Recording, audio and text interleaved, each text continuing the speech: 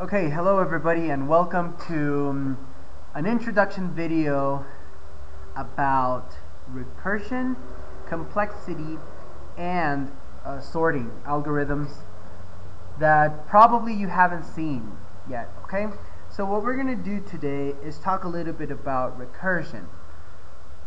Recursion methods are used to gain a lot of time for the program to develop the exercises or steps. But recursion analysis requires for the programmer to understand how the loops and how the cycles are going to be held. Now there are many things in mathematics or in biology or in economics that require a recursion algorithm or a recursion method in order to apply or work with many data. Okay, so before we start our topic, that is recursion, I want to talk a little bit about a mathematical sequence called triangular numbers.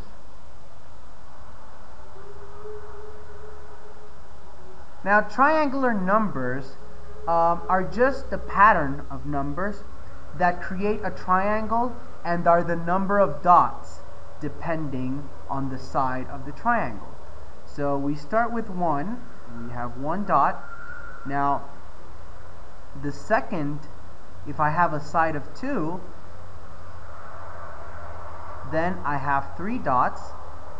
Now if I have a side of 3, now I make 3, okay, I would have 6 dots. Okay? So basically the triangular number is the sequence that I will obtain when I create the triangle, or the number of dots that I create, that I get when I create the triangle. Okay?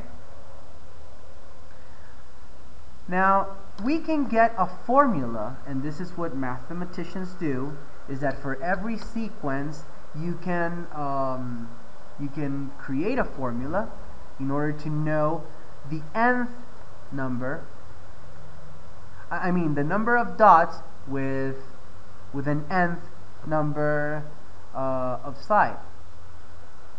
So what we're going to do is that we're going to analyze how to get that number and how to obtain a formula.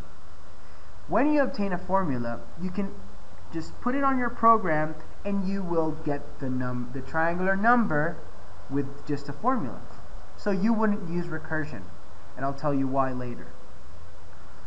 So I'm going to start with 1, okay? Now with 2, I'm going to create the same, and then with 3, okay? And then I'm going to do one more with 4, okay?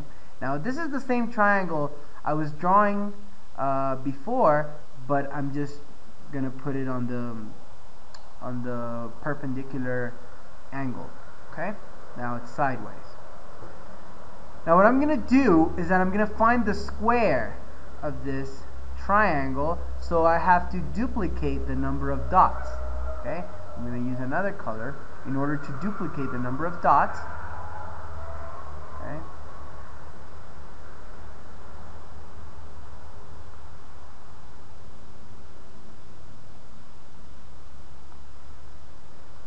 Now I have the same amount of black dots and red dots. So if I want to find the area or the number of dots in this rectangle, I would say that this is 4, 1, 2, 3, 4, right? 4 times 1, 2, 3, 4, 5, 5. So basically is side by side, okay, or length times length. Now if I want to change this for a variable, being that this is n, okay, that later is going to be the times the loop is going to pass, I would say that n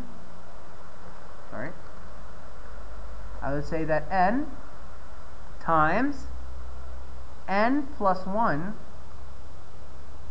will be the area, or the amount of dots. but I only need the dots, half of the dots. So the formula for the triangular number would be n times n plus 1 over 2. Now this is the formula for the nth number of this sequence.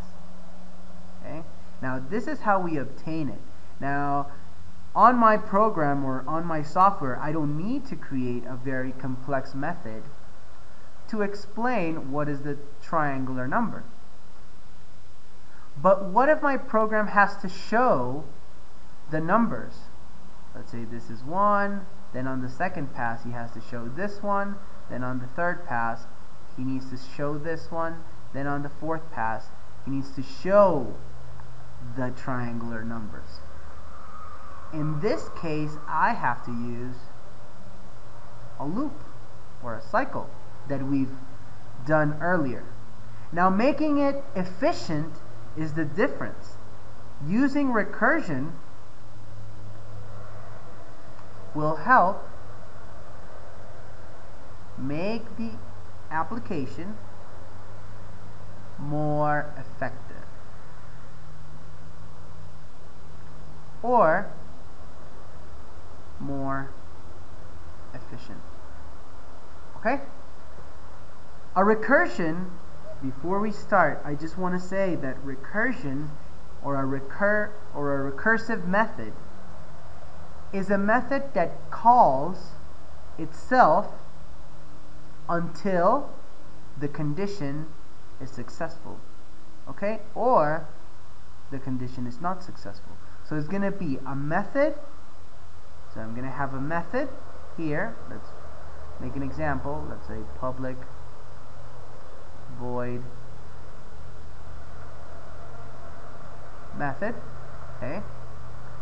And this method is going to be used inside, let's say int a. Now this method is going to be inside my method. So here I'm going to call the method. Okay,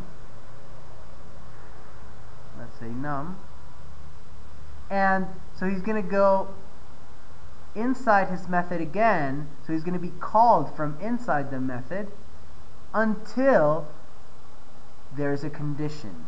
Okay, so we are going to need an if-else statement in order to use a recursive method. So that's recursion, just using a method inside its own method. Now for triangular numbers or Fibonacci numbers or factorial, okay, all these sequences or geometry sequences can be solved using recursive methods.